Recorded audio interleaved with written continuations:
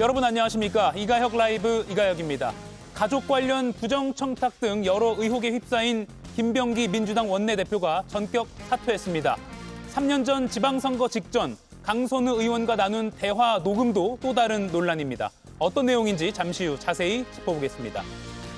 이해훈 기획예산처 장관 후보자가 당파성에 매몰돼 사안의 본질과 국가 위기의 실체를 놓쳤다며 계엄 옹호 과거에 대해 사과했습니다. 청와대는 국민 여러분이 납득할 수 있을 때까지 후보자가 설명드리는 게 맞다고 밝혔습니다.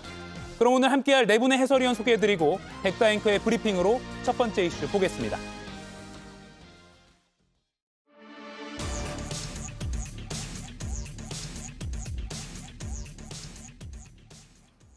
김병기 민주당 의원 결국 원내대표직을 내려놨습니다. 연일 계속되는 의혹 제기의 한복판에 서 있는 한 제가 민주당과 이재명 정부의 걸림돌이 될 수밖에 없을 것입니다. 하여 저는 오늘 민주당 원내대표직에서 물러납니다. 사퇴의 결정적인 배경으로는 2022년 강선우 의원과의 대화 녹취 공개도 꼽힙니다. 이 돈에 대한 얘기를 들은 이상은 제가 도와드려서도 안 되지만 정말 일 커집니다. 그 법적인 책임뿐만이 아니고 우리가 지금 어쩌자고 저한테 그걸 상의하셔가지고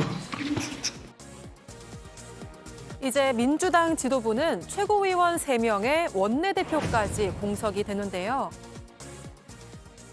오후 1시에 긴급 최고위원회를 소집했습니다. 원내 지도부의 공백을 최소화하고 가급적 빠른 시간 안에 원내대표 선출 절차를 밟도록 하겠습니다. 민주당은 다음 달 11일 최고위원 당선자와 함께 새 원내사령탑도 선출할 예정입니다. 자신의 가족 관련 각종 특혜 의혹, 거의 매일 새로운 보도가 나올 정도였는데 김병기 민주당 원내대표 오늘 아침에 입장을 밝힐 거란 예고는 이미 일찌감치 됐습니다. 그냥 해명을 하고 버티는 것 아닐까 하는 언론의 관측도 있었는데 전격 사퇴를 발표했습니다. 김유정 의원님, 예상보다 빠른 거취라고 해야 될까요? 이 오늘 사퇴 표명 어떻게 보셨습니까? 우선은 김병기 원내대표가 조기 대선과 이제 특검 전국에서 상당히 많은 역할을 해왔는데 이런 마무리가 돼서 참 안타깝다는 말씀 먼저 드리고 싶고요. 다만 저는 여러 가지 의혹들이 계속해서 불거졌고 그런 차이이기 때문에 당을 위해서도 또 대통령의 어떤 국정 운영을 위해서도 지난 주말 정도의 정리가 되지 않을까, 결단을 하지 않을까 이런 생각도 했었어요. 근데 조금 늦어진 감이 없지 않습니다. 그런데다가 이제 여러 가지 의혹에 더해서 어젯밤에 MBC 보도를 통한 이제 공천 1억 헌금 이것 때문에 이제 결정적인 어떤 그 사퇴의 결심을 하게 된 요인이 되지 않았나 이렇게 생각합니다. 다만 본인이 시시비비를 가리겠다 이렇게 얘기했고요. 그다음에 하나의 의혹이 사실로 인식이 되어버리는 이런 현실, 이런 얘기를 했기 때문에 여러 가지 이제 의혹들에 대해서 진실을 가리겠다라는 의지도 동시에 밝힌 것 같아요. 그래서 그런 점들은 해명할 수 있는 거는 진실을 가리기 위해서 해명하는 게 마땅하다고 생각하고요. 또 본인의 향후의 어떤 정치적인 입지를 위해서도 필요한 부분이라고 생각합니다. 다만 어제 이제 보도된 공천 헌금 1억과 관련된 그 부분이 앞으로 당에 있어서도 상당한 또 치명타가 될 수도 있겠다라는 생각이 들기 때문에 그 부분을 좀 잘 당에서 풀어나가야 될 것 같습니다. 김병기 의원 또는 그 가족과 관련된 일에서 어제 그 보도 때문에 당 차원의 좀 이슈로 커진 것 같습니다. 이재용 의원님, 오늘 전격 사퇴 어떻게 보셨습니까? 늦었죠. 늦었다. 네, 그럼요. 사실 김병기 의원에 대해서 원내대표에 대해서 이제 전 원내대표죠. 전 원내대표에 대해서 이런 의혹이 나올 때마다 본인 스스로는 매우 강한 어조로 반박을 해왔잖아요. 그리고 그 반박하는 과정에서 자기가 데리고 있었던 보좌진에 대한 입에 담을 수 없는 험담 같은 내용, 뭐 이렇게 해서 대응을 해왔는데 문제는 뭐냐면 그 대응을 할 때마다 평가가 좋게 나오지 않았습니다. 오히려 왜 저런 식으로 대응을 하지? 왜 저런 식으로 해명을 하지? 해명을 듣고 나니까 오히려 더 이해가 잘 안 되는, 더더욱 김병기 원내대표에 대해서 비난의 화살이 더욱 많이 가는 예. 그런 상황이었거든요. 그래서 일단 대처를 잘 못한다라는 생각이 들었고, 특히 언론을 대하는 초기에 보여줬던 그런 언론 인식을 보면서 저런 분이 원내대표를 하고 있는 게 맞나라는 생각이 했는데, 오늘 이제 사실은 그 사퇴를 예. 하기 전까지만 해도 사퇴는 없다, 뭐 이런 식의 얘기들이 많았잖아요. 그래서 오늘 사퇴를 하긴 했으나 이미 벌써 그것도 늦었고 일찌감치 됐어야 된다. 그리고 정치라는 게 아시다시피 우리가 생문이라는 얘기를 많이 하는데 본인 스스로가 이렇게 계속해서 질질 끌어오면서 더 키웠고, 뿐만 아니고 강선우 의원 건도 예. 어찌 보면 그거의 일환으로 나온 거 아니겠습니까? 그래서 강선우 의원, 그러니까 김 의원님이 말씀하신 대로 제가 봤을 때는 당에 매우 큰 부담이 될 거다. 왜냐하면 지방선거가 6개월 남았잖아요. 그럼 지방선거 때 돈이 오갔다는 게 지난 지방선거 예. 때 그것이 이제 보여지는 것인데 1억이라는 돈이 오갔다는 겁니다. 그리고 그거에 대한 처리도 매우 부적절했고 그 부분에 대해서도 불법적인 행위가 반드시 있어 보인다. 그래서 국민의힘에서는 이게 법적 조치가 이제 따라야 되지 않겠냐. 예. 뭐 이런 얘기까지 나오고 있는 상황인데 어쨌든 간에 민주당은 매우 큰 글쎄요. 뭐 걸림돌에 악재를 걸리지 않았나? 악재를 만났다. 뭐 이렇게 보여집니다. 예, 강선우 의원과 김병기 전 원내대표의 대화 녹음 파일은 잠시 후에 자세히 들려드리도록 하겠습니다. 그럼 앞으로를 좀 짚어보고 상세하게 들어갈게요. 김영남 의원님. 네. 오늘 민주당이 오후 1시에 긴급 최고위를 열었고 내년 1월 11일 원래 최고위원 보궐선거만 있었는데 네. 새 원내대표도 이때 뽑기로 했다라고 했습니다. 당내 벌써 좀 하마평이 오르는 사람도 있고 어떻게 좀 전망하세요?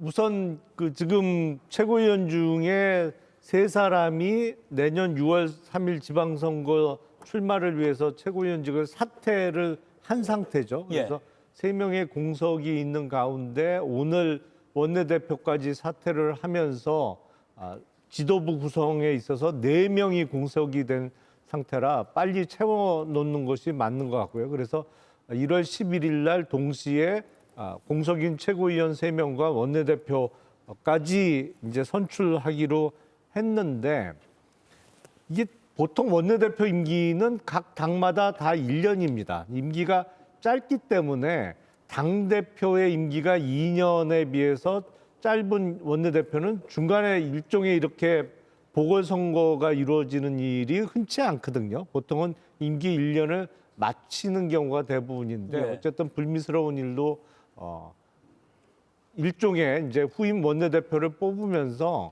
그 임기가 이제 잔여 임기까지만 이번에 뽑히는 원내대표가 하기로 되어 있기 때문에 예. 그래서 이번에 원내대표 출마하는 분은 내년 5월까지만 하고 그만둘 각오를 하고 나오는 분도 있을 거고 예. 아니면 드물게 5월까지 하고 원내대표 연임을 목표로 해서 나오는 분도 있을 텐데 이른바 요새 민주당을 둘러싸고 뭐 친명, 친청 이렇게 예. 자꾸 이제 계파 분류가 가끔 언론을 통해서 됩니다만 뭐 계파 간의 대결이라기보다는 중진 의원 중에 원내대표에 대한 평소에 그 계획을 갖고 계신 분들이 출마하지 않을까 싶습니다. 예. 뭔가 민주당 원내 지도부의 어떤 역학관계라고 할까요? 뭔가 분주하게 좀 돌아갈 것 같습니다. 정광재 의원님. 네. 여당의 원내대표가 낙마했기 때문에 지금 야권과 협의해야 될 것도 많잖아요. 뭐 통일교 특검이라든가 제2차 종합특검 이런 건 좀 당분간 미뤄질 수밖에 없다고 보세요?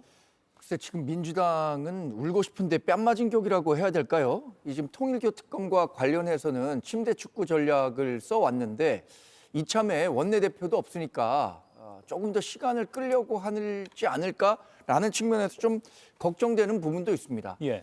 당내 문제는 당내 문제고 시급히 처리할 문제는 시급히 처리해야죠. 정청래 민주당 대표가 사실 새해 첫 특검 법안 관련해서도 처리하겠다는 의지를 분명히 밝혔기 때문에 이것을 핑계로 해서 통일교 특검과 관련해서 국민의힘과 협의가 늦어지는 일은 없어야 할 것이라고 생각합니다. 더군다나 전재수 의원 같은 경우에는 이 공소시효 문제도 예. 있기 때문에 시급하게 처리해야 할 문제라고 생각하고 저는 민주당 그 지도 체제와 관련해서는 사실 1월 11일에 열리는 최고위원 선거에 관심이 별로 없었거든요. 이른바 친명 후보가 3명 나왔고 친청 후보라는 분이 2분 나왔는데 예. 권리당원이 얼마나 많은 참여를 할까 이거가 이제 변수가 될 거라 생각했는데 원내대표 선거까지 함께 치러지면서 투표율이 굉장히 높아질 것 같아요. 관심도 커질 것 같고 예. 그래서 그 지도부 구성이 원내대표도 지금 대통령실과 가까운 사람이 되느냐 아니면은 정청래 대표와 비교적 그래도 가까운 사람이 되느냐에 따라서 당내 갈등이 집권 초반이긴 하지만 또 커질 수 있는 계기가 될 수도 있지 않을까 예상해 봅니다. 예. 아무튼 뭐 원내대표 전격 사퇴를 통해서 부수적인 어떤 효과라고 해야 될까요? 원내대표 선거나 최고위원 선거 또 통일교 특검 관련해서 여러 가지 여파가 미칠 것 같습니다. 그러면 국민의힘에서는 오늘 전격 사퇴에 대해서 뭐라고 말했는가? 정치적 책임을 넘어서 법적 책임까지 져야 한다 이렇게 지적이 나왔습니다. 우선 김병기 원내대표가 사퇴를 했는데 그것은 정치적인 책임이라고 생각합니다. 다만 그중에는 정치적으로 해결하고 끝날 문제인지 의문이 드는 부분들이 있습니다. 그 법적 책임이 뒤따라야 된다고 생각합니다. 예, 정광재 의원님. 네. 지금 저희가 리스트로 만들어봤어요, 의혹들을. 네. 상당수가 경찰에서 수사를 이제 시작했더라고요. 그러면 사퇴로 끝날 게 아니라 이건 이제 법적인 사법 절차에 들어간다 이렇게 봐도 될까요? 당연하죠. 사실 원내대표 사퇴는 부수적인 문제였다고 생각합니다. 예. 처음에 불거진 대한항공에서 제공했다는 카로텔, 로얄스트를 사용했다. 이 정도만 나왔을 때는 뭐 정치권 전반에서 추가 의혹이 없는 한 원내대표 사퇴 정도로 마무리될 수 있는 사안이다라고 평가했겠지만 예. 이후에 제기된 의혹들은 이 실정법 위반 사항이 굉장히 많습니다.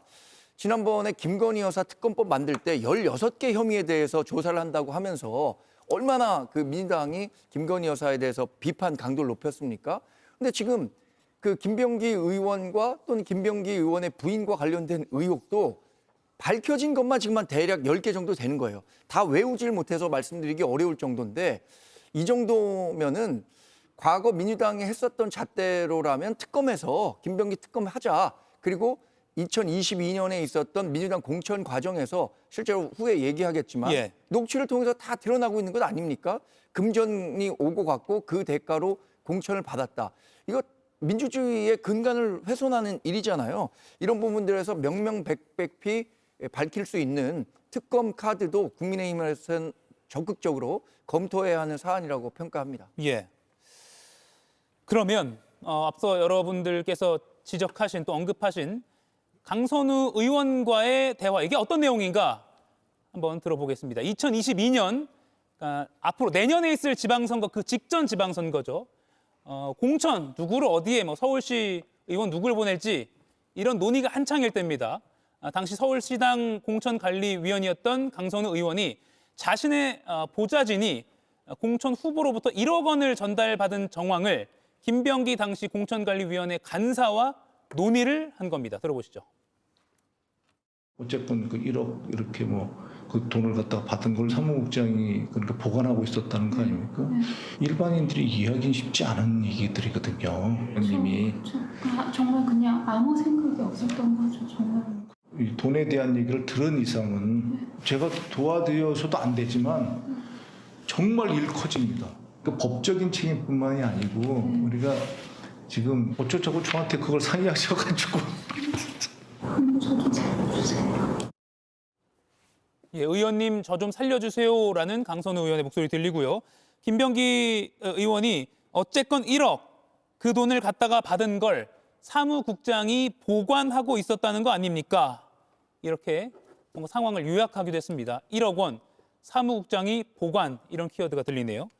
그리고 강선우 의원은 김경 시의원으로부터 연락받은 내용을 김 전 원내대표에게 설명하면서 당시 공천과 1억 원이 연관되어 있음을 시사하기도 했습니다. 더 들어보시죠. 딱 결과가 나자마자 그렇게 하겠다 하자마자 그게 실시간으로 다 전달이 되고 김경한테 전화 와가지고 그렇게 얘기를 한 거예요. 아니, 안 받는다고. 그거는 의원님이 보셔가지고 던져놓고 나오든지 어떠든지 하셔야 되는 거지. 그거는 뭐 의원님께서 해결해야 되실 문제입니다. 그래서 그거 없는데 이렇게 됐어. 예, 이게 정말 이런 사람이 아니야. 네. 진짜 어쩌다 이렇게 됐을까. 예, 뭐 저희가 정치 관련 뭐 여러 의혹을 보도해 드리는데 이 정도로 모르겠습니다. 뭐 비교적 깨끗하게 잘 들리는 음성으로 녹음이 되어 있는 것도 들려드리는 것도 상당히 이례적인 일 같고요. 굉장히 내밀한 대화이라는 생각도 듭니다. 김영남 위원님, 네. 문제는 이 돈을 줬다고 지금 지목된 김경 당시 공천 후보는 지금 서울시 의원이에요. 공천이 공천 됐죠. 됐고 예. 당선까지 됐습니다. 네. 어떻게 봐야 됩니까? 이거 뭐 수사 들어가면 뭐 정치자금법 위반 등등 뭐 각자 다르겠지만요. 의율이 될 것 같아요. 일단 정치자금법 위반은 기본으로 깔고 가는 것이고요. 예. 근데 거기에 뇌물이 되느냐 여부가 문제가 될 것 같은데 뇌물이 되기 위해서는 강선우 의원이야 당연히 선출직 공무원이니까 공무원 신분이 있는 것이고요. 직무 관련성과 대가성이 입증이 돼야 됩니다. 근데 대가성은 공천과 관련한 대가로 금 1억 원이 건너갔다는 취지로 읽혀서 대가성은 당연히 인정이 되는 것이고, 다만 이제 직무 관련성과 관련해서 예. 강선우 의원이 당시 서울시의 공천관리위원이었는데 이 김경 당시 시의원 후보가 자기 지역구의 후보 공천을 원한 것이잖아요. 그래서 자기 지역구 관련해서는 공천에 빠지도록 예. 지역구 공천을 결정할 때는 해당 지역구 의원은 빠지도록 되어 있어서 이런 직무 관련성이 없어 보이기도 합니다만 사실은 어느 누구보다도 막강한 영향력을 사실상 행사할 수 있는 위치에 있다는 것은 지금 방금 들려준 녹취 파일에 의해서도 확인이 되기 때문에 결국에는 직무 관련성만 인정이 된다고 하면 예.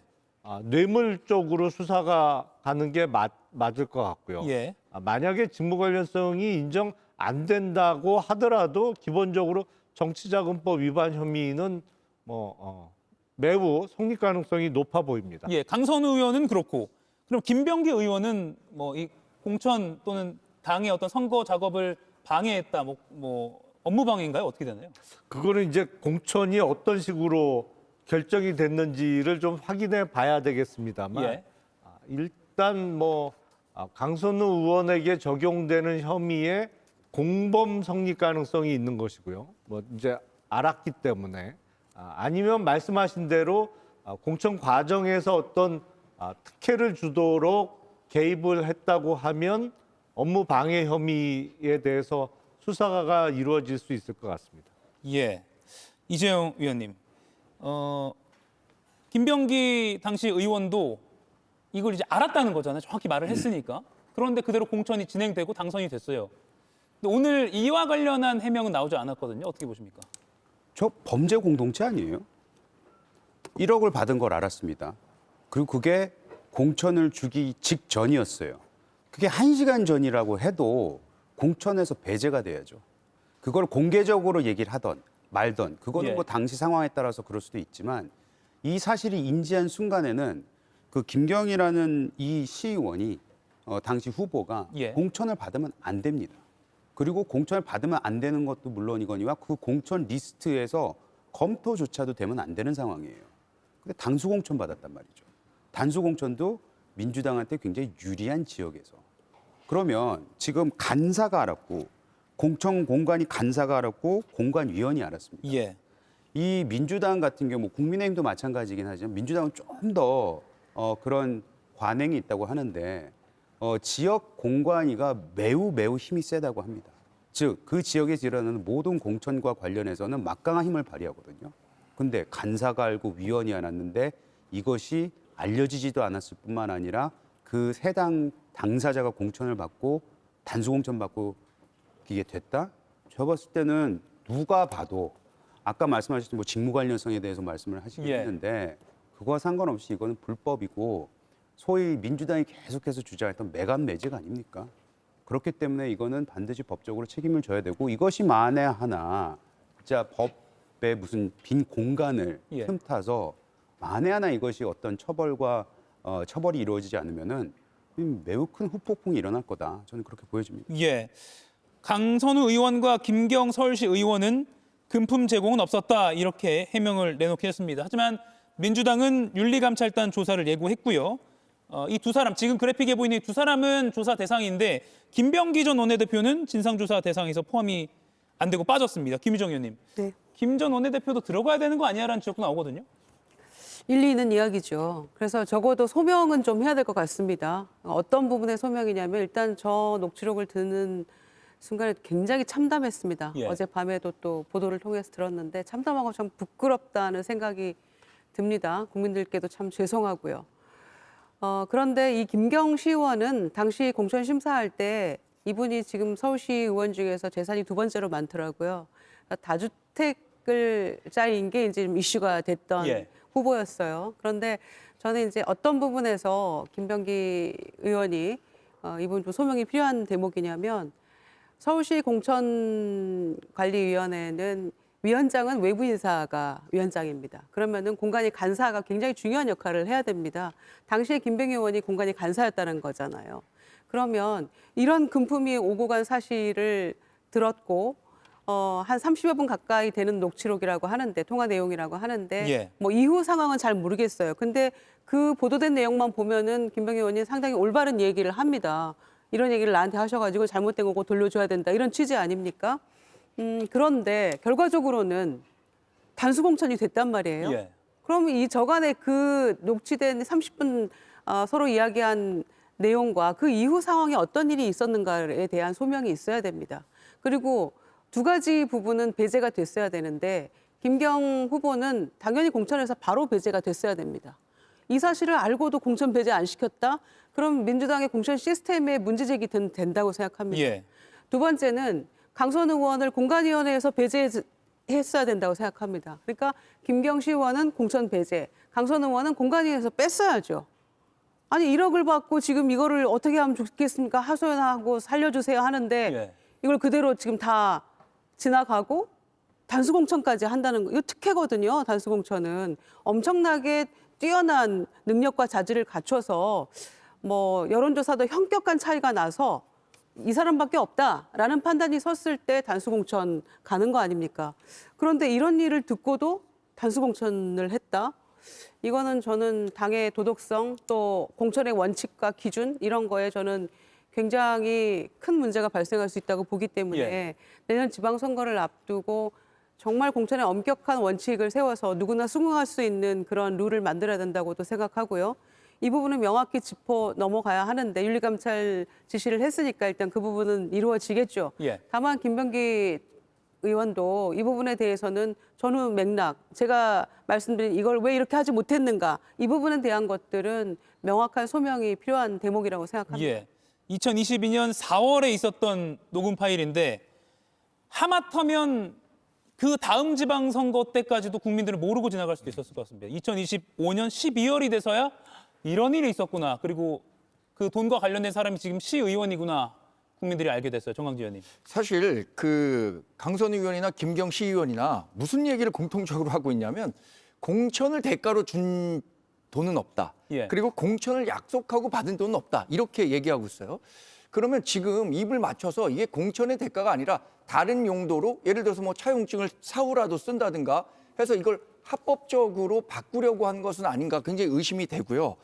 당시의 상황을 좀 시계열로 한번 볼 필요는 있을 것 같아요. 예. 전체적인 녹취를 보면 첫 번째로 김경 의원은 본인이 이 돈을 줌으로써 당연히 공천을 받을 수 있을 거라고 생각하고 강선 의원에게 1억 원을 줬겠죠. 그런데 중간 과정에서 다주택자에 대한 컷오프가 가능하다 이런 얘기가 나오니까 공천을 줄 수 없겠다라는 판단을 그 강선 의원이 했을 가능성이 커요. 예. 그러면 그거를 가지고 간사에게 가서 제가 이런 이유로 돈을 받았는데 이분이 컷오프 되면 당연히 폭로하지 않겠느냐. 그럼 내가 죽게 된다. 그래서 나를 살려달라라는 메시지를 준 것이고 결과적으로 김병기 의원은 강선 의원을 살려준 셈이에요. 공천을 줬거든요. 그렇다면 그 살려준 대가로 김병기 의원은 강선 의원에게 어떤 뭐 혜택을 받았을까? 이런 부분에 대해서 의심해 보지 않을 수 없고 결과적으로 이 1억 원이라는 돈은 김경 의원에게 공천을 해줬으니까 반환은 주지 않았을 가능성이 크다고 생각해 볼 수밖에 없는 거 아닌가요? 그러니까 지금 수사를 통해서 이 현금의 흐름을 명확히 파악해야 된다는 겁니다. 아까 김 의원님 말씀하신 것처럼 이것은 명백한 직무 대가성이 있다고 봅니다. 그러면 뇌물죄가 적용될 것이고 권성동 의원 통일교로부터 1억 원 받아서 그런 혐의로 지금 구속되어 있습니다. 예. 저는 강선우 의원 이거 수사가 진행되면 당연히 구속영장 청구돼서 국회에서 체포영장 동의안이 처리가 될 것으로 생각하는데 그때 민주당이 어떤 태도를 보일까 그것도 사뭇 궁금해집니다. 예, 아마 새해 들어서도 계속해서 이 부분은 뭐 국회에서 여야가 심각하게 대립이 또는 당 내에서도 여러 가지 의견 교환이 있을 수밖에 없는 그런 사안일 것 같습니다. 근데 이건 대립이 될 게 없어요. 아, 예. 이 대립하면 안 돼요. 어떻게 1억이라는 돈을 받고 나서 자기가 저축은행도 아니고 그걸 왜 보관하고 앉아 있습니까? 예. 그래놓고 본인이 뭐 살려달라고? 그리고 저 이런 사람 아닌데요? 저 아무런 생각이 없. 그런 정도의 생각이 없으면 국회는 왜 하고 앉아 있어요? 예. 이거를 대립한다는 건 말이 안 되고요. 이거는 예. 민주당도 앞장서서 만약 체포 동의안이 온다면은 이거는 진짜 영명, 그거에 부결시키는 사람은 영명이 있어야 될 정도로 이건 민주당이 앞장서서 오히려 이거를 척결하는데 모습을 보여준다고 생각합니다. 예. 김영남 의원 짧게 이것만 좀 이게 추정인데요. 김병기 원내대표 오늘 전격 사퇴, 청와대와 어떤 사전 교감이 있었을 수도 있다. 어떻게 보세요? 글쎄요, 뭐 교감을 굳이 했었을까요? 지금 상황은 뭐 본인이 누구보다도 잘 알고 있는 것이고, 예. 그리고 그 원내대표는 임명직이 아니고 선출직이기 때문에 굳이 본인의 사퇴 발표와 관련해서 청와대와 미리 무슨 상의를 하거나 교감을 나눌 필요가 있었을까? 뭐 그런 생각이 듭니다. 예. 당분간 강선우 의원, 김병기 의원 이 1억 원 관련한 논란이 이어질 것 같습니다. 계속해서 저희도 좀 보도해드리겠습니다. 그러면 국회에서 정부 인선으로 시선을 좀 돌려보겠습니다. 이해운 기획예산처 장관 후보자가 과거 윤석열 탄핵 반대와 석방을 주장한 자신의 과거에 대해서 고개를 숙였습니다. 내란은 헌정사에 있어서는 안 될 분명히 잘못된 일입니다. 민주주의를 파괴하는 불법적 행위입니다. 그러나 당신은 제가 실체를 제대로 파악하지 못했습니다. 당파성에 매몰되어 사안의 본질과 국가 공동체가 처한 위기의 실체를 놓쳤음을 오늘 솔직하게 고백합니다. 이 정부의 제안을 받았을 때 저는 결코 개인의 영예로 받아들이지 않았습니다. 잘못된 과거와 단절하고 새로운 통합의 시대로 나아가는데 혼신의 힘을 다하겠습니다.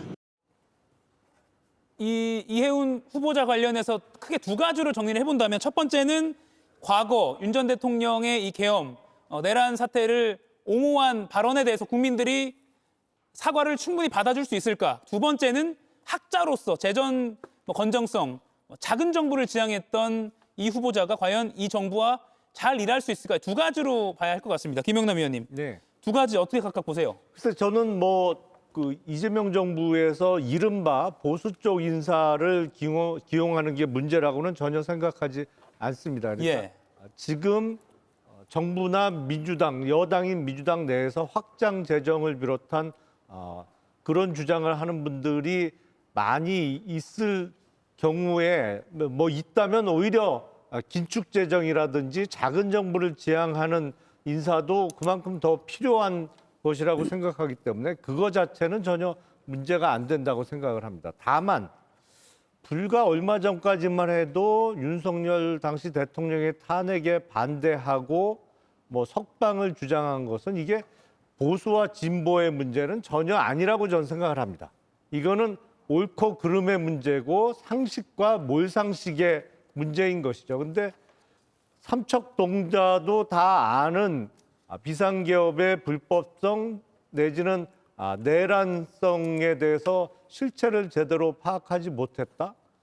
그러면 그 정도로 그릇된 판단력을 갖고 있고 상식이 부족한 사람이 장관직을 수행하는 게 과연 맞나? 그런 의문은 계속될 것 같습니다. 그 예. 의문은 없어지지 않을 것 같습니다. 예. 이재명 대통령은 국민 여러분께서 강요 지명 인사에 대해서 고려할 게 많다는 점을 생각해 주시면 고맙겠다. 파란색 좋아하는 사람들이 권한 가졌다고 해서 사회를 통째로 파랗게 만들 수는 없다라고 하면서 이른바 보수계 인사들도 이렇게 인선을 등용할 수밖에 없는 그런 자신의 사정을 국민들에게 이해를 구하는 식으로 오늘 말하기도 했습니다. 이재용 의원님, 장동혁 국민의힘 대표는 이 후보자 관련해서 여러 제보가 이미 많이 들어와 있다. 라면서 송곳 청문회를 이미 예고했거든요. 청문회 통과도 글쎄요, 어떻게 전망하십니까? 사실 청문회 통과 같은 경우에는 잘 아시다시피 지난 몇 년간 청문회 뭐 이런 보고서가 올라가지 않아도 여당이 원하고 대통령실에서 지명을 하면 되게 돼 있어요. 그래서 어찌 보면 이게 요식행위가 될 수밖에 없는 상황이 일어날 수도 있는데 글쎄 어떤 제보를 받았는지는 모르겠으나 저는 이해훈 그러니까 보수 진영에 있었던 이해훈이라는 전 대표, 전 최고위원, 전 당협위원장이 지금 뭐 내각에 들어간다는 것 자체를 그거를 무작정 비판하는 것은 저는 그건 다시 한번 고려해 봐야 된다. 뭐 이런 개인적인 생각을 가지고 있습니다. 예. 다만 저는 김용남 의원님 말씀하신 대로 한 가지 이해훈 지금 후보자에 대해서 오늘 나왔던 그 해명은 좀 이해가 안 되는 부분이 있어요. 뭐냐면 삼선 의원입니다. 예. 굉장히 많은 그 요직을 이제 맡으셨고 그 당 뭐 선거에서도 대선에서는 굉장히 중요한 역할을 해오셨기 때문에 예. 굉장히 큰 그림, 뭐 정치적인 이해도 굉장히 높으신 분인데 이분이 지금 나와서 이런 일단은 계엄을 내란이라고 이제 명명을 해버렸고요. 예. 여기에 대해서 당시 분위기에 휩쓸려서 실체를 파악하지 못했다라고 말씀하신 거는 그 부분은 약간 비겁해 보일 수도 있다. 저는 그런 생각이 듭니다. 차라리 그때 자신이 가지고 있었던 뭐 탄핵에 대한 뭐 탄핵이 불러올 여러 가지 뭐 후속 조치 때문에 사회적 혼란 때문에 그런 것을 보고 내가 반대를 했다. 뭐 이런 식으로 예. 해명을 할 건데 그마저도 잘못됐다라고 얘기했으면은 혹시 모르는데 실체 자체를 파악하지 못했다는 것은 글쎄요 이제 2002년부터 이분이 그 정치권에 있으셨잖아요. 예. 20년 넘는 정치인으로서 굉장히 노련한 정무 감각이 높으신 분으로서 할 얘기는 아니었지 않나 저는 그런 생각이 듭니다. 예. 민주당 내에서도 공개적으로 일부 의원들은 부적절하다는 취지로 반발을 하고 있기 때문에 정청래 민주당 대표는 이해훈 후보 지명 잘된 결정이다. 이재명 대통령을 믿고 밀어주시라 이렇게 한 유튜브 방송에서 말하기도 했습니다. 김유정 의원님, 당내 반발 목소리 좀 사그라들까요? 모두가 이 지명에 대해서 놀랐기 때문에 아마 누구도 예상치 못한 파격적인 인사였다는 것은 뭐 자명한 일인 것 같고요. 그런데 국민의힘에서 또 민주당 내에서도 여러 가지 이견들이 있는 것 같아요. 네, 그만큼 아마 예상을 뛰어넘는 인사였다라는 방증이 되겠죠. 예. 생각해 보면 50년 만에 수평적 정권 교체를 이뤘던 김대중 대통령이 초대 비서실장을 TK 출신의 김종건 비서실장으로 임명했을 때 그때 당시에 어떤 충격, 당에서도 상당히 논란이 있었는데 그거를 훨씬 뛰어넘는 인사 같다는 생각도 동시에 듭니다. 예. 그래서 저는 당내 여러 가지 이견이 있을 수 있고 또 내란 종식하자고 각 부처마다 TF 만들었는데 그럼 이 인사는 어떻게 되는 거지? 이런 여러 가지 의구심도 가질 수 있다고 생각합니다. 그런데 대통령께서 그 후보 시절에도 그랬고 당대표 시절에도 우리 중도 보수다. 우리가 중도 보수의 역할까지를 해야 된다라는 그 인식에도 공감되는 부분이 있고요. 예. 동시에 파란색의 나라만은 될 수 없다라고 하는 또 행정부의 어떤 국무위원을 그 지명하는 데 있어서는 마냥 또 정치와는 다른 또 어떤 부분이 있을 수 있기 때문에 저는 그 점에 대한 대통령의 고충도 이해를 할 측면이 있지 않나 이렇게 생각은 합니다. 예. 다만 오늘 아까 이재용 의원님 말씀하신 대로 저희가 헌법재판소의 판결을 기다리면서 노심초사하면서도 그래도 기대했던 것은 이 문제는 대통령 파면을 놓고 진영의 문제가 아니다. 누가 추천했느냐를 놓고 그 헌법재판관들의 면면을 놓고 이걸 뭐 5대 3이니 4대 4니 이렇게 얘기할 문제가 아니기 때문에 이 문제는 상식의 문제고 헌법의 문제이기 때문에 8대 0이 될 것이다라고 했던 것처럼 그런데 삼선 의원의 상당한 중진 의원을 지내셨던 이해훈 후보자가 실체를 파악 못해서 당파성에 매몰돼서 그렇게 얘기했다라고 한 그 지점은 예. 조금 더 솔직한 해명이 나와야 될 것 같습니다. 저는 오늘 조금 약간 비겁한 변명처럼 들렸거든요. 그래서 예. 같은 생각이에요. 그래서 대통령 청와대에서 하는 얘기는 본인이 국민의 어떤 잘 소명을 해야 되고 국민을 설득해야 된다라고 지금 얘기를 하고 있기 때문에 청문회 과정에서 아마 양쪽 다 송곳 검증하게 될 것 같아요. 예. 여야 불문하고 아마 벼르고 있을 거라고 생각합니다. 그것과 그다음에 윤핵인 내란에 대한 입장을 오늘보다는 좀 더 솔직하고 진전된 입장이 나와야 될 것 같고요. 세 번째는 경제정책의 어떤 방향에 대해서 대통령과 완전히 색깔이 다르지 않습니까? 예.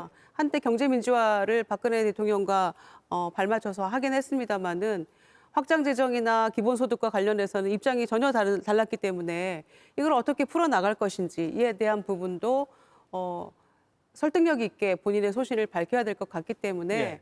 굉장히 청문회의 파고가 높을 것 같긴 합니다. 예. 그러나 지켜봐야죠. 본인이 어떤 국민 검증 또 국회를 넘어서야 되는 책임은 일단 후보자 본인에게 있을 거 아니겠습니까? 그리고 이 자리를 수용을 했을 때에는 이 정도 각오는 했겠죠.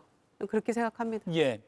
질문을 할 게 많고 답을 들어야 할 게 많은 그런 상황인 것 같습니다. 그리고 아마 이해운 후보자는 사과를 거듭 여러 차례 하지 않을까 싶습니다. 정강지원기 마지막 질문 예. 드리고 백바 앵커로 좀 넘어갈게요. 조경태 국민의힘 의원이 전재수 전 장관 후임으로 해수부 장관에 기용되는 거 아니야? 라는 설도 돌고 있고 예. 그러다 보니 국민의힘에서는 이러다가 우리를 지금 이렇게 흔드는 건가 좀 난감한 상황인 것 같기도 합니다. 대통령이 우리나라에서 최고 권력자죠. 권력을 얼마든지 본인 진영에 유리한 쪽으로 활용할 수 있다고 생각합니다.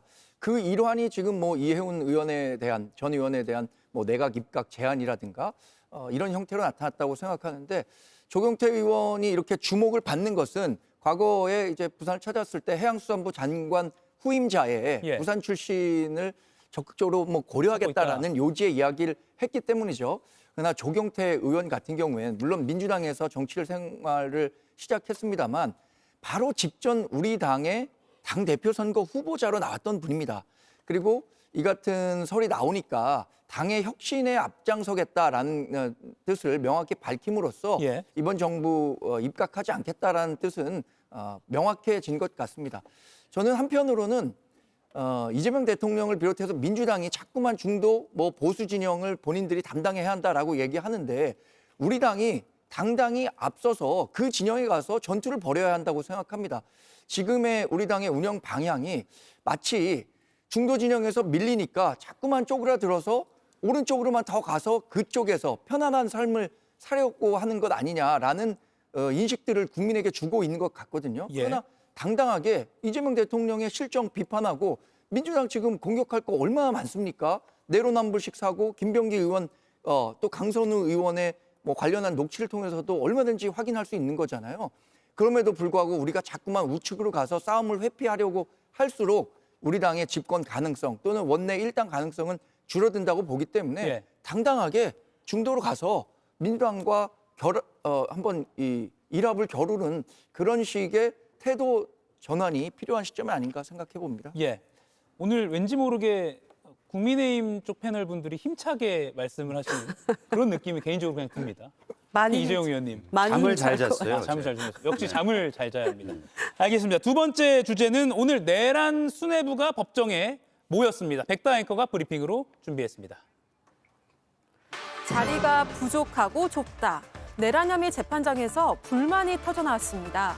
윤석열, 김용현, 노상원 등 재판부가 핵심 사건을 병합하면서 법정에 피고인과 변호인들이 한꺼번에 동석했기 때문인데요. 오늘 재판에서 윤 전 대통령을 옹호한 김용현 전 국방부 장관, 이 증언을 적극 반박하기도 했습니다. 당신 앞에 잡아오라 그랬습니다. 당신이 총으로 쏴서라도 죽이겠다고 했습니다.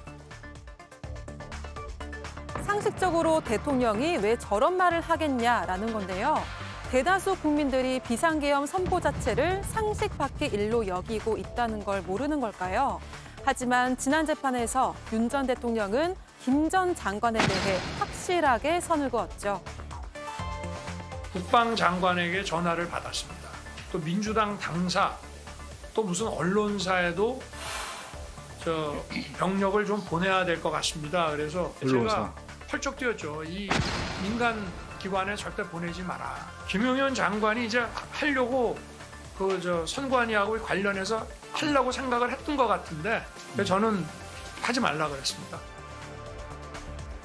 그럼에도 계엄은 대통령 고유 권한이라는 김 전 장관. 그의 말은 여전히 윤 전 대통령과 닮아 있습니다. 예, 윤 전 대통령과 김용현 전 장관 등의 이 내란 재판이 하나로 합쳐져서 진행됐습니다. 앞으로 쭉 그렇게 한다고 합니다. 김용현 전 국방장관은 이 자리에서 윤 전 대통령의 총 쏴서라도 죽이겠다 이런 발언에 대해서 부인을 했는데요. 오늘 따끈따끈하게 들어온 법정 영상 바로 보여드리겠습니다. 곽종근은 이 법정에서 피고인 윤석열이 한동훈과 일부 정치인들을 호명하면서 피고인 앞에 잡아오면 총으로 쏴서라도 죽이겠다라는 취지로 발언을 했다고 증언했는데 증인께서도 해당 발언을 들은 사실이 있으십니까? 상식적으로 생각하면 답이 있을 것 같습니다. 저런 얘기를 왜 대통령께서 하시겠습니까? 저는 이해할 수가 없습니다. 예, 그러니까 곽정근 전 사령관의 증언을 정면으로 김용현 전 장관은 반박한 겁니다. 요거 좀 이따 짚어보고요. 김영남 의원님 먼저 네. 병합을 했다는 거. 네. 그러면 관련 윤 전 대통령과 장관 그리고 사령관들 한 번에 결심 공판하고 선고하고 그렇게 이해하면 되는 거죠? 그렇죠. 예. 그러니까 각기 달리 재판이 진행되던 피고인들의 사건을 병합을 해서 한꺼번에 진행하는 것이죠. 그러니까 재판을 효율적으로 진행하기 위해서 병합 심리를 할 수도 있고 분리 심리를 할 수도 있는데 여태까지는 다 각기 개별적으로 분리해서 심리를 하다가 이제 웬만큼 해당 피고인에 대한 증인 신문은 마무리가 됐기 때문에 예. 그 피고인들의 사건은 병합해서 한 번에 진행하고 끝내겠다는 것으로 보입니다. 뭐 좀 더 효율적으로 진행했으면 좀 더 빨리 끝나지 않았을까 싶은데 김용현 피고인은요. 원래 작년 12월 3일 비상계엄이 실패한 이후에 그다음에 이제 김용현 당시 국방부 장관이 노상원에게 야 이거 어떻게 해결했으면 좋겠냐라고 묻는 부분이 있거든요. 예. 그때 노상원 전 사령관이 꾀를 낸 게 그겁니다. 이게 일단 비상계엄의 모든 책임을 당시 국방부 장관이었던 김용현 피고인이 지고 가고 예. 윤석열 당시 대통령은 어떻게든 대통령직을 유지한 다음에 김용현 전 장관이 1심에서 선고를 받으면 무조건 항소 포기한다. 그래서 조기 확정시킨 다음에 윤석열 대통령이 사면 복권시켜준다. 예. 그게 노상원 머리에서 나온 해결책이었습니다. 그게 연장선상으로 그냥 이어지고 있다고 보시면 돼요. 그러니까 윤석열 피고인은 최대한 김용현 피고인한테 책임을 다 떠넘기고 김용현 피고인은 본인이 지고 근데 거기에 변수로 생긴 게 탄핵이 인용되면서 대통령직 유지를 못하게 된 것이죠. 예. 큰 변수는 생겼습니다만 저들이 비상계엄으로 완전히 모든 권력을 장악하려고 하다가 실패한 이후에 짜낸 꾀는 기본적인 시나리오는 그런 거였습니다. 어쩌면 지금도 실패했지만 마지막 작전을 펼치고 있는 거 아닌가 이렇게 볼 수도 있겠네요. 정광지 의원님, 예. 1월 9일 결심 공판하면 2월 중순쯤에는 아마 선고가 이뤄질 것 같은데 중간에 뭐 돌발 변수 이런 건 없을까요? 지금 재판은 거의 사실 마무리 수순으로 가고 있다고 보는 게 예. 맞는 것 같습니다. 1월 9일에 결심 공판하면 대략 뭐 한 달 정도의 시간을 두고 선고 공판이 이루어지니까 달력을 보니까 2월 14일부터 설 연휴가 시작되더라고요. 그럼 2월 9일부터 14일 사이에 있는 그 주에 내란과 관련한 1심 재판 결과는 나온다라고 봐야 할 것 같고 또 1월 16일에는 백대현 재판장이 진행하고 있는 체포방해 혐의에 대한 재판 결과도 발표하겠다라고 했으니까 사실 뭐 이제 대부분 어떤 심증은 굳히지 않았을까 싶습니다. 재판을 예. 받고 있는 윤석열 전 대통령도 그럴 것이고 재판을 진행하고 있는 재판장들도 대강의 심증을 굳힌 상태에서 형량 이런 부분에 관한 예. 고민을 하고 있지 않을까 그렇게 조심스럽게 예측해 봅니다. 예, 뭐 많은 비판도 받았던 지기현 재판부도 이제는 막바지 단계에 접어들었다 이렇게 볼 수 있을 것 같습니다. 오늘 재판에서요, 한덕수 전 국무총리에게 간 지시문건 관련한 증거도 나왔습니다. 김용현 전 장관이 말한 건데요. 한덕수 지시문건에 장관 통솔하라는 취지의 내용이 담겨 있었다. 물론 너무 오래돼서 기억이 좀 희미합니다라는 걸 전제로 하긴 했습니다. 이건 어떤 내용인가요, 김정희 의원님? 그러니까 국무총리니까 아무래도 국무위원들이 하고 있는 각 부처의 업무들을 다 받아서 그거를 총괄해라라는 그런 취지 아니었겠어요? 그러니까 말하자면 계엄 사무를 해라 이건가요? 그렇죠. 그거 관련된 것들을 왜냐하면 다 장관들에게 다 조기를 하나씩 나눠줬지 않습니까? 한덕수 당시 총리가 그토록 부인했던 다음 날 해제되고 나중에 보니까 뒷주머니에 문건이 있었다라는 그 얼토당토하는 그 변명이 CCTV로 만천하에 그게 거짓 진술이었음이 드러난 그 순간 그때 그 문건에 아마 그런 게 적혀 있었겠죠. 예. 그러니까 계엄 후 성공을 상정해놓고 그 이후에 각 부처의 할 역할들 이런 것들을 총괄하라는 그런 뜻 아니었겠습니까? 그러니까 최상목 그 부총리한테는 뭐 그 예산 마련하라고 얘기하고, 그러니까 이런 식으로 다 역할이 주어졌던 거겠죠. 그러니까 김용현 당시 장관은, 그러니까 행안부 장관하고 국방장관이 이제 계엄 건의할 수 있는 거 아닙니까? 그런데 유일하게 이 계엄에 대해서 찬성했고 주도적으로 이걸 이끌어왔고 했기 때문에 아까 재판정에서도 거의 운명 공동체라는 생각 때문에 총 쏴서 뭐 끄집어내 이런 얘기 안 했다라고 지금 거짓 진술을 하고 있다고 저희는 보여지거든요.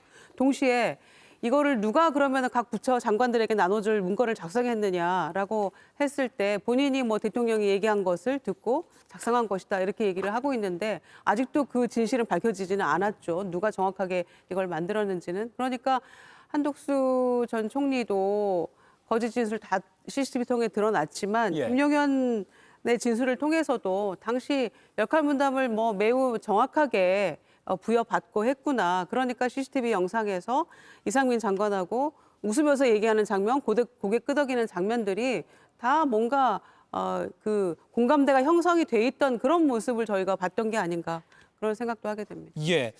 그리고 역시 내란 재판에서요. 조지호 전 경찰청장이 어제요. 여인현 전 사령관의 정치인 위치 추적 요청에 대해서 이런 생각을 가졌다라고 밝힌 게 있습니다. 한번 들어보시죠. 그 통화에서 정의는 정치인 위치 추적을 요청하는 여인영 방첩사령관을 그대로 워딩 그대로 표현합니다. 으로 생각했다고 얘기하셨죠. 예, 박 국장하고 저하고는 조금 좀 격한 표현들도 많이 씁니다. 위치 추적이라고 하는 거는 법원이 발부한 영장이 있어야 되는데 그게 지금 안 된다는 취지로 이야기했던 것 같습니다. 이분이 수사에 대해서 잘 모르시는구나 하는 그런 인상을 제가 그때 받았던 겁니다. 제 입장에서는 좀 납득하기 어려운 말씀을 하시는구나 싶었습니다. 예, 이 법원이 제공한 영상에는 뭐 어제 말 그대로 나왔습니다. 미친놈이라는 단어는 묵음 처리가 됐는데 방첩사령관이라는 사람이 경찰에 정치인 위치 추적을 요청했다는 거예요. 그러니까 당시 경찰 수장이었던 조지호 전 청장 터무니없다라고 생각했다고 합니다. 그렇죠. 뭐 조지호 전 경찰청장이 당시 그 계엄과 관련해서 많은 비판을 받고 있지만 뭐 그렇다고 해서 저분이 수십 년간 경찰로서 살아왔던 그리고 거기서 쌓았던 뭐 법적 절차, 뭐 조치 이런 수사 과정 이런 거에 대해서 전문성이 없다고 볼 수는 없잖아요. 근데 방금 말씀하셨듯이 정치 위치 추적을 요청했다는 거 그 자체가 절차에도 전혀 맞지가 않고 이건 해서는 안 된다라는 걸 알고 있었기 때문에 이거를 해서는 안 되는 걸 왜 요청을 하나. 그래서 미친놈이라고 생각해서 미친놈이라고 얘기하는 것 같은데 뭐 그런 얘기는 뭐 저도 거기 있었으면 그런 생각을 했을 것 같긴 한데. 그날의 뭐 정치인 체포 과정, 위치 추적까지도 당시 경찰 수장이 느꼈던 감정까지도 법정에서 속속 드러나고 녹화 중계를 통해서 시청자 여러분께도 이렇게 하나하나 보여드리고 있습니다. 그리고 또 하나 이번 이 재판 국면에서의 많은 분들이 기억할 만한 발언입니다. 윤석열 전 대통령이 지난주 금요일 최후 진술에서요 59분 동안 했죠. 이런 발언을 한 게 지금까지도 회자되고 있습니다.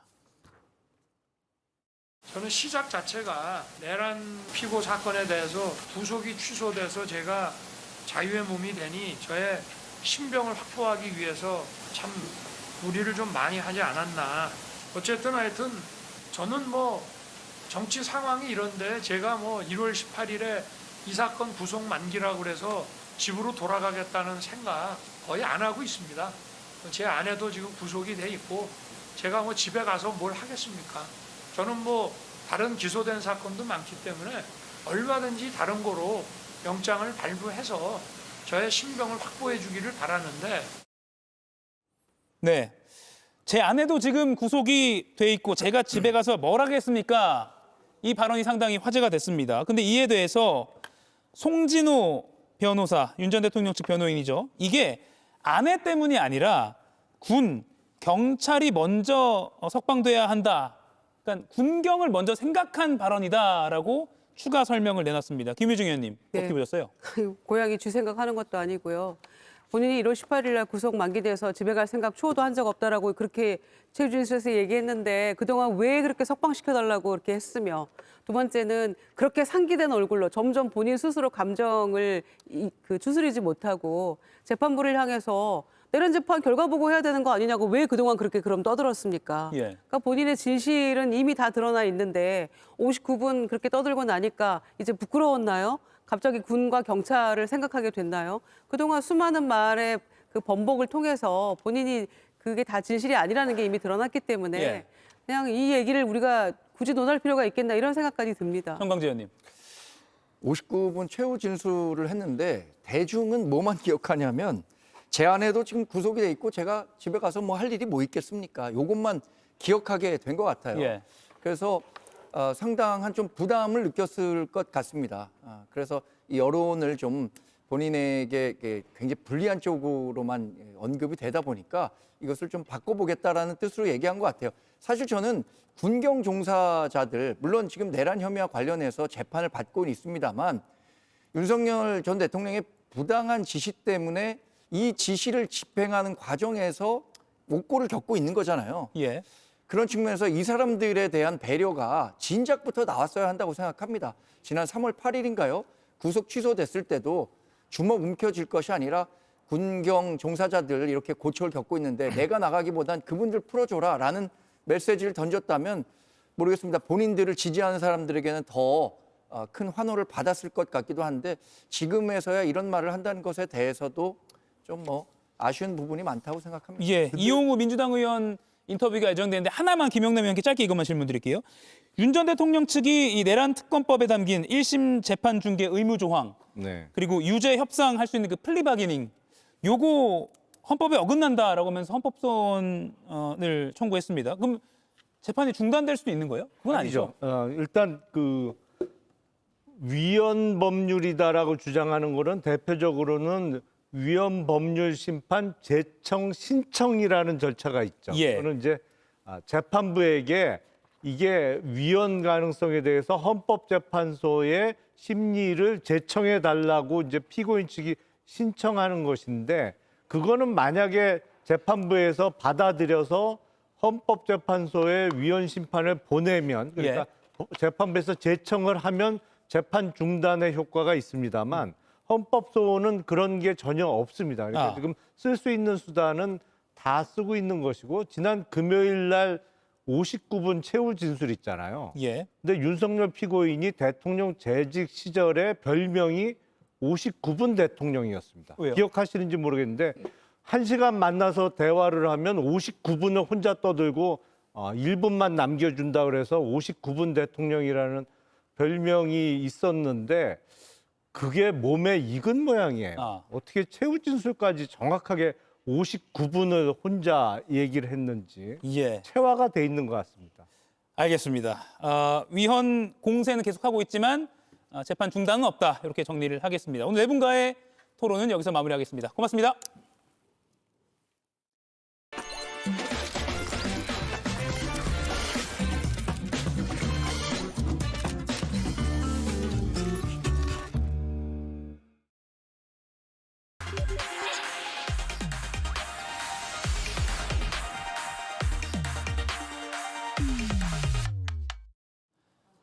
좀 더 깊이 더 자세히 들어보는 더 인터뷰 시작하겠습니다. 김병기 원내대표 전격 사퇴부터 이해운 장관 후보자의 윤허개인 사과, 또 김범석 쿠팡 의장 없이 진행되고 있는 쿠팡 청문회까지 민주당 원내 부대표이자 법률위원장, 쿠팡 청문회 청문위원인 이용우 더불어민주당 의원 연결해서 자세히 짚어보겠습니다. 이 의원님 나와 계시죠?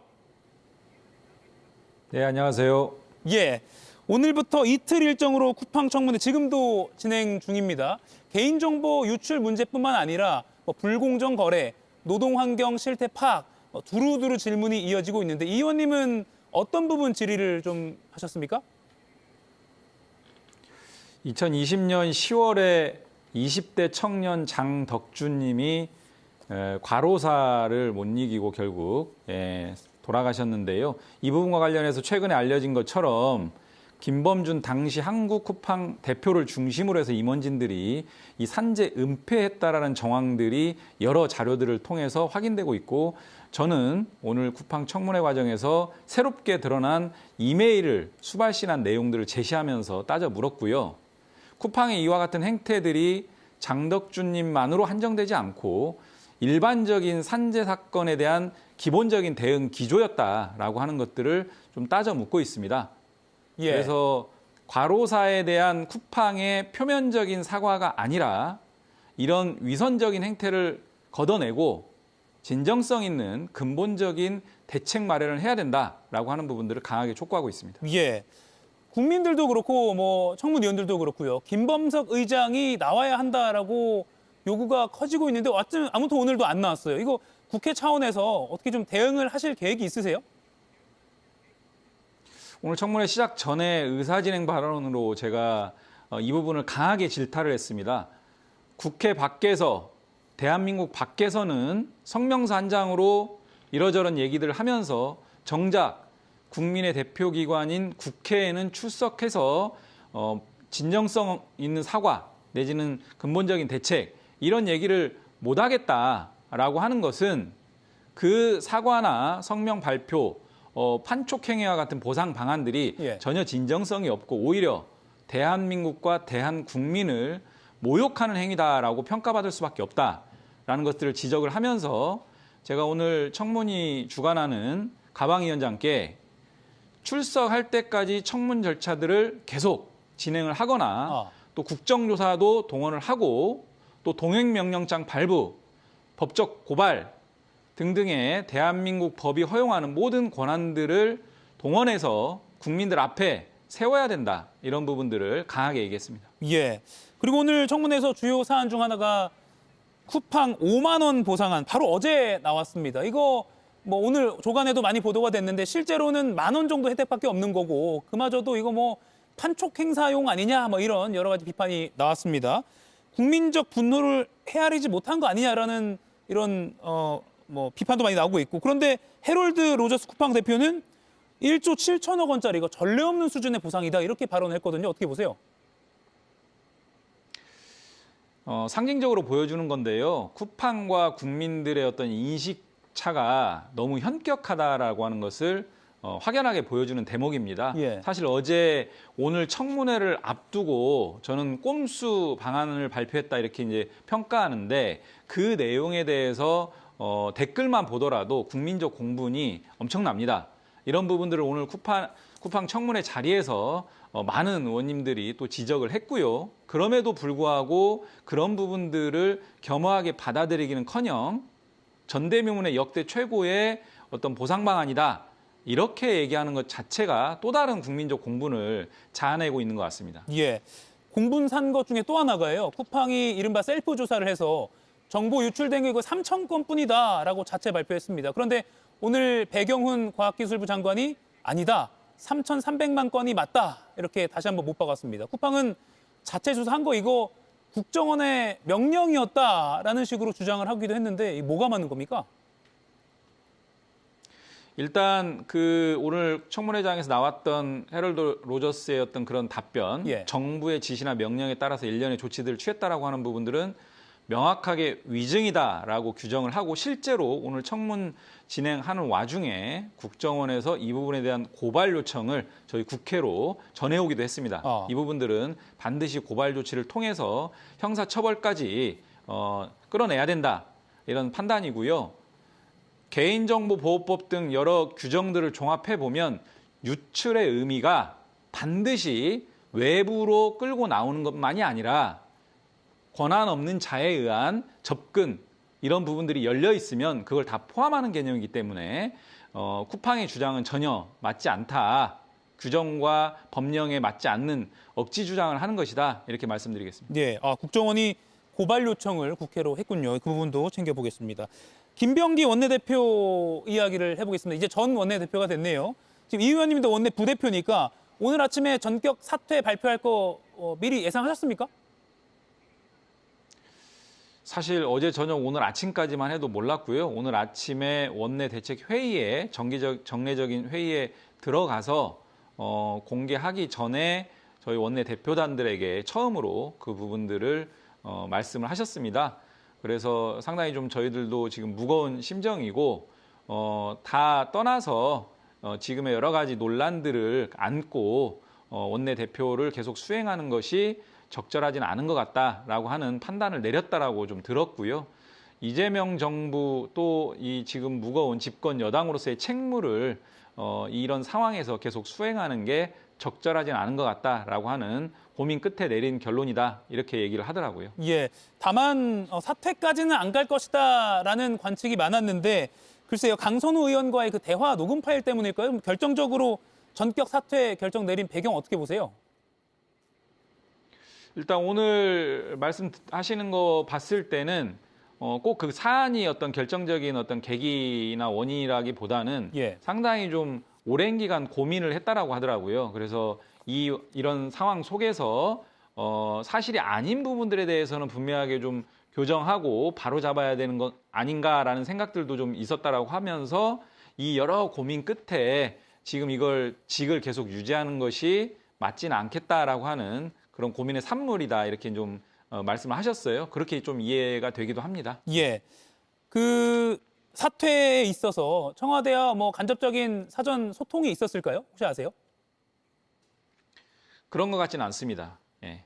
예, 없었다. 그런 것 같지 않다.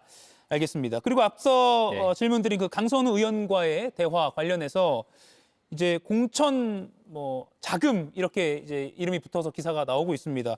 이 사안 관련해서 민주당 차원에서 진상조사가 들어갔는데 진상조사 대상에는 김병기 의원 빠졌거든요. 빠진 이유는 왜 그런 겁니까?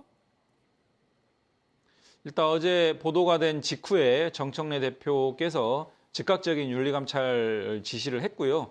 돈을 준 사람과 받은 사람으로 지금 알려지고 있는 두 사람에 대한 실체 진실을 명확하게 규명하는 게 최우선적이다라고 하는 측면에서 일단 주고받은 사람으로 보도된 이 사실관계를 규명하는 게 좀 집중하자라는 취지로 좀 이해가 되고 있습니다. 예. 그럼 나중에 진상조사 진행되면서 김병기 의원에 대한 조사도 필요는 하겠네요. 열려져 있는 것 같고요. 이 조사 과정에서 필요한 부분이 있다라고 하면 이런 부분들을 굳이 감추고 갈 이유가 없다라고 보고 저희 당 입장에서도 이런 문제는 분명하게 가감 없이 정확한 사실관계를 드러내고 국민들한테 보고하는 게 맞겠다 이런 판단입니다. 예. 차기 원내대표를 최고위원 보궐선거와 같은 날인 1월 11일, 내년 1월 11일에 새로 뽑기로 했습니다. 남은 임기가 5개월 정도라서요. 일각에서 추대론도 제기가 된다고 알고 있는데 그럴 가능성은 어떻게 보십니까? 보궐이기 때문에 짧은 기간 총의를 모아서 원내대표를 추대해야 된다라는 일각의 의견도 있긴 하지만 현재로서는 공식적인 선거관리위원회를 구성을 했고요. 공모를 해서 절차대로 진행하지 않을까 이렇게 예상이 됩니다. 상황을 조금 더 보긴 해야 될 것 같습니다. 예, 원내 지도부 전체가 새롭게 재편될 가능성은 적다고 보면 될까요? 현재로서는 원내대표 선거이기 때문에 새롭게 이제 당선되는 원내대표가 진용을 어떻게 구성할지는 좀 지켜봐야 될 것 같습니다. 예. 장동혁 국민의힘 대표는 오늘 사퇴에 대해서 법적 책임이 따라야 한다 이렇게 주장을 했습니다. 국민의힘 공세가 계속 될 것 같기도 한데 당 차원의 뭐 대응이라고 할까요? 어떻게 좀 준비를 하고 있습니까? 일단 해당 부분은 윤리감찰 결과에 따라서 그 사실관계를 좀 확인한 후에 이런 부분들에 대한 조치를 당 차원이든 외부에서든 아마 강구되지 않을까 싶은데요. 일단 우선적으로는 실체 진실을 명확하게 확인하는 작업이 먼저 선행돼야 될 것 같고, 국민의힘에서 정치 공세식으로 이런 부분들을 가져가는 것은 예단에 따른 정치 공세에 불과하다, 적절하지 않다 이렇게 좀 말씀드리고요. 민주당에서는 당연히 이런 부분들 뭐 은폐하든 또는 또 이렇게 지연하든 이런 생각이 추호도 없습니다. 분명하게 확인하고 그에 따른 조치들은 이후에 대책을 마련하겠다 이런 말씀드리겠습니다. 예. 2022년 지방선거 당시 김경 당시 후보가 강선우 의원 쪽에 1억 원을 제공했다는 지금 의혹 상황인데, 어제 녹음 파일이 보도되기 전까지는 당내 다른 사람들은 이 사실을 전혀 몰랐던 겁니까? 이 사안에 대해서요? 예, 저도 사실은 이제 언론 보도 보고 처음 이제 인지하게 됐고요. 예.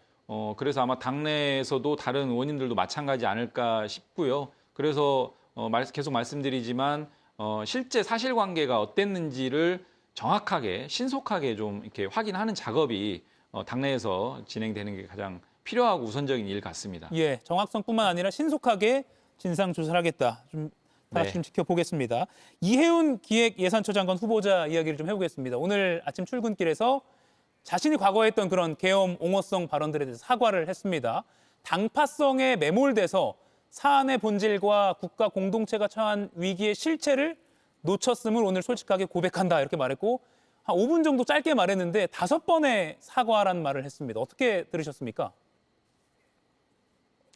일단 기존의 어떤 발언이라든지 인식에 대해서 분명하게 좀 바로잡는 이런 발언들을 했다라고 하는 것은 평가할 만한데요. 다만 공식적인 청문회 과정이라든지 국민들의 어떤 평가 부분들을 좀 더 지켜봐야 될 것 같고, 예. 청문회 과정에서든 또는 그 청문회 준비하는 과정에서든 이런 부분들에 대해서 일관되고 명확한 어떤 입장 정리가 되어야 민주당 이재명 정부에서든 국민적 평가에서든 좀 수용성이 좀 제고되지 않을까, 그런 측면에서 이해운 후보자가 그런 부분들을 분명하게 인식하고 있지 않을까 이렇게 생각합니다. 예, 그러니까 오늘 한 번의 사과로는 당연히 끝날 게 아니라 계속해서 거듭 논란을 풀어야 한다 이런 입장이신 거군요.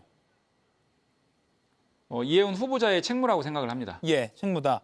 그런데 사실 뭐 이해운 후보자가 이력을 보면 경제 전문가인 것은 틀림없어 보이는데, 민주당 내에서도 뭐 이 정도의 인사는 뭐 찾는 거 어렵지 않다 이런 반응도 있다고 들었습니다. 그래서 정부 고관을 보수 인사이고 또 이재명 대통령과 정반대 경제 관점을 가진 것으로 알려졌던 인사에게 맡겨도 될까? 기획예산처인데 이런 당내 우려에 대해서는 좀 어떻게 보세요? 우려라기보다 뭐 의외였다라고 하는 것들은 당내의 어떤 중론인 거는 맞는 것 같고요. 다만 한편으로 보면 이재명 대통령의 자신감의 발로 앞으로도 이런 인사 기용은 또 있을 수도 있겠다 이런 생각도 한편으로 좀 들었습니다. 실용과 통합이라고 하는 두 가지 키워드로 설명될 수 있는 지명 아닌가 이렇게 생각을 하고요. 능력 있으면 여권 출신이든 야권 출신이든 가리지 않겠다. 그리고 국민 통합이라고 하는 대통령의 숙명 이런 부분들을 풀 수 있는 인사 기조도 한편으로 좀 고려하겠다라고 하는 것들을 상징적으로 보여준 지명이라고 생각을 하고요. 그런 점들을 고려한다면 저는 긍정적으로 평가할 수 있다 이렇게 봅니다. 앞으로도 실용, 통합 이런 뭐 의외의 발탁은 있을 수 있다라고 하셨는데, 그러면 해수부 장관설 돌고 있는 조경태 의원도 가능하다고 보십니까? 개인적으로 좀 알지 못하고요. 당내에서도 그 부분에 대해서는 사실 정보가 별로 없는 것 같고요. 조경태 의원 같은 경우 이제 그 개파색이 좀 그렇게 짙은 것은 아니고 또 능력도 좀 충분히 있다라고 좀 알려져 있는데, 그 부분에 대해서 제가 뭐 이렇게 당부를 지금 단계에서 얘기하는 것은 조금 적절하지는 않은 것 같습니다. 예, 대통령의 고유 권한이니까요. 이해운 장관 후보자의 경우는 청문회가 상당히 중요하다는 말들이 나오고 있습니다. 뭐 계엄 옹호 관련도 그렇지만 정책적인 측면에서도 그렇고요.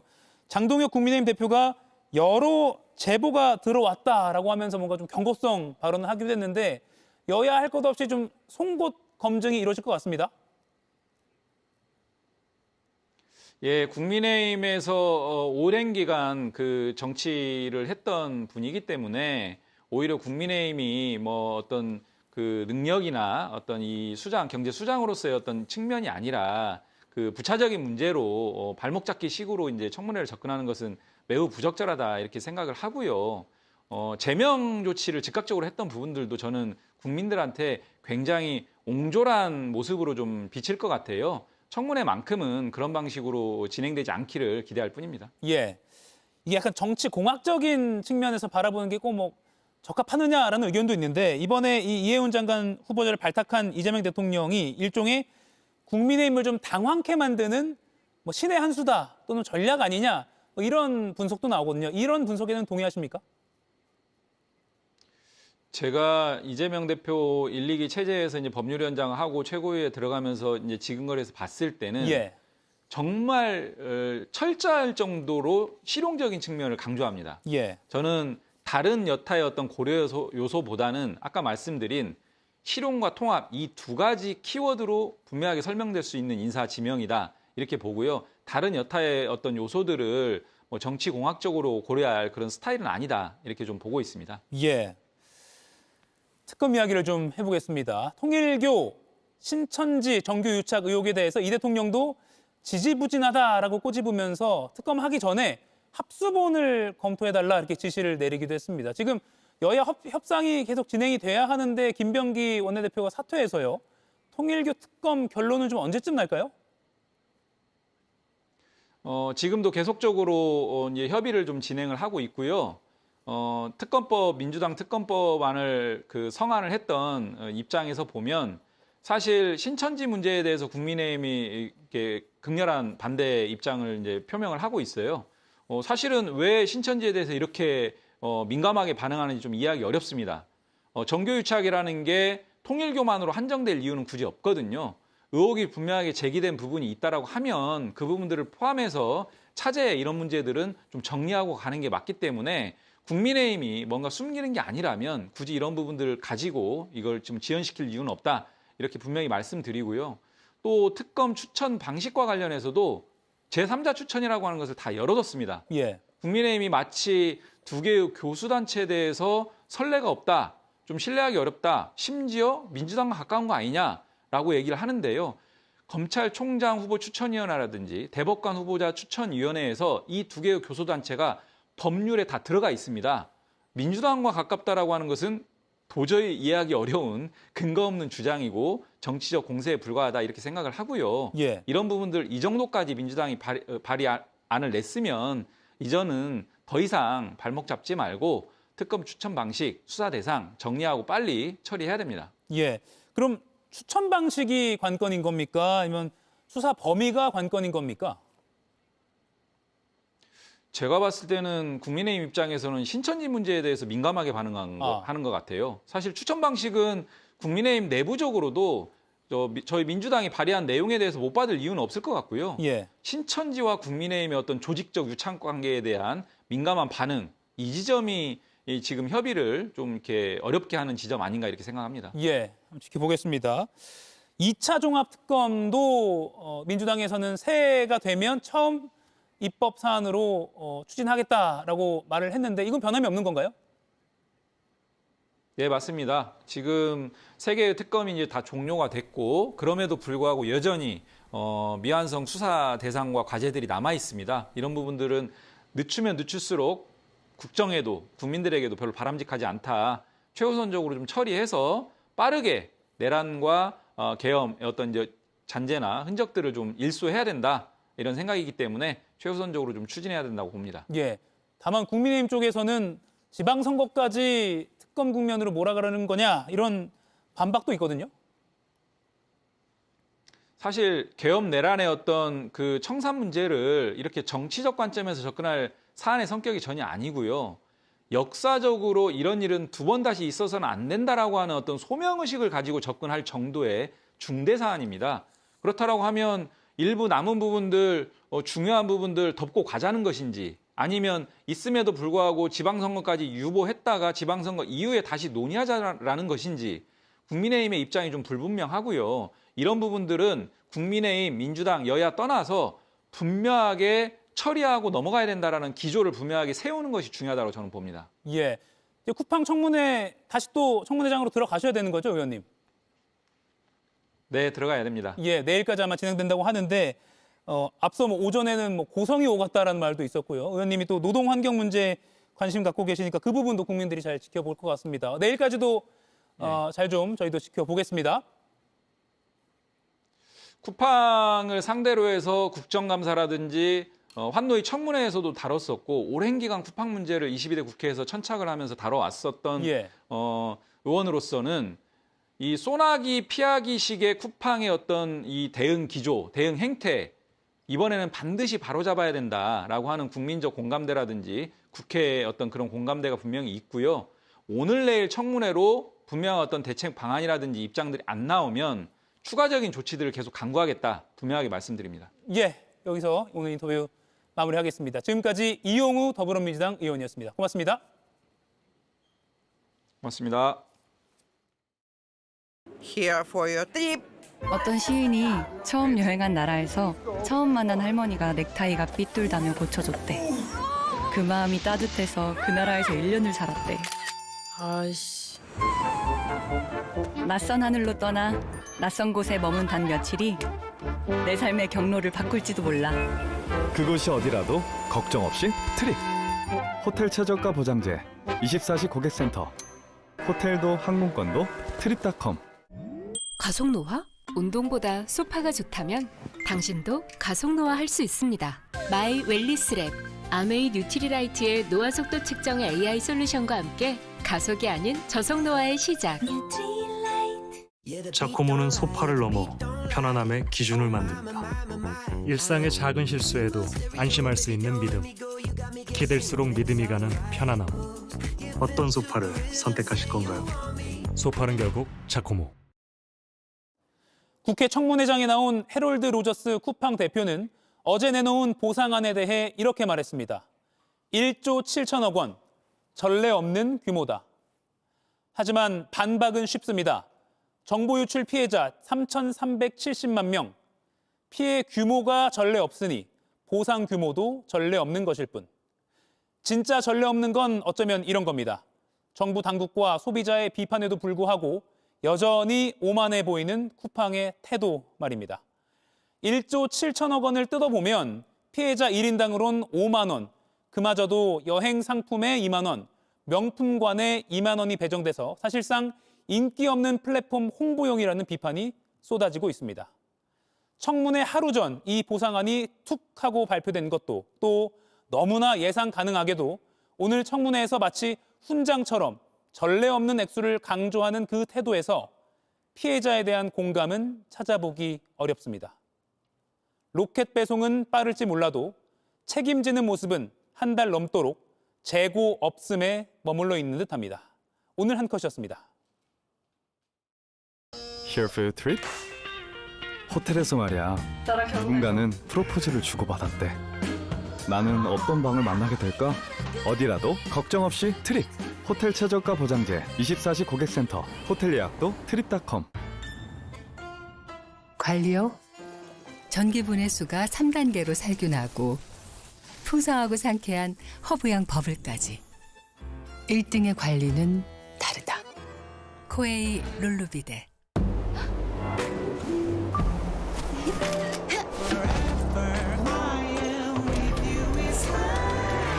겨울이니까 노르디스크 크리스탈 다운.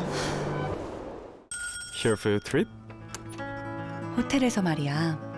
누군가는 첫 관객이 생겼대. 나는 어떤 방을 만나게 될까? 어디라도 걱정 없이 트립. 호텔 최저가 보장제 24시 고객센터. 호텔 예약도 트립닷컴. 바로 이어지는 JTBC 뉴스룸 예고해드리겠습니다. I씨가 아니라 J씨로 하니 여사가 화났다. JTBC 취재 결과 국토부 과장의 녹취를 특검이 확보한 것으로 알려졌습니다. 김건희 씨 일가가 연루된 양평 고속도로 종점 변경 의혹의 중요 단서로 떠올랐습니다. 잠시 후 뉴스룸에서 자세히 전해드리겠습니다. 이가혁 라이브 오늘 순서는 여기까지입니다. 내일 오후 5시에 다시 뵙겠습니다. 고맙습니다.